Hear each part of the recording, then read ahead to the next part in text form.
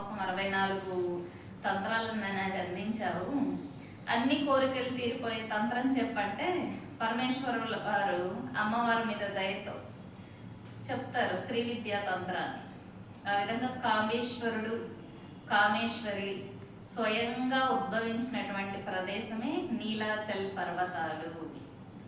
బ్రహ్మపుత్ర నదిలో అక్కడ ఆది విద్య అనేది ఉద్భవించిందన్నమాట.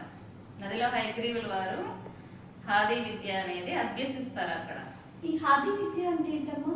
హకారంతో మొదలైనటువంటి మంత్రం. శాక్తేయంలో 3 బ్రాంచెస్ ఉంటాయి. ఆది విద్య, కాది విద్య, సాది విద్య అని ఉంటాయి. అర్థమైందా? హ అంటే హ్రీంకారంతో మొదలయ్యేటటువంటి అమ్మవారి మంత్రం. సాది విద్య అంటే స్త్రీంకారంతో మొదలవుతుంది. కాది విద్య అంటే క కారంతో మొదలయ్యేటటువంటి విద్య అన్నమాట. ఇలాగా శ్రీ విద్యా తంత్రం అనేది 3 బ్రాంచెస్. కాబట్టి ఈ విధానంలో ఆది విద్య అనేది అక్కడ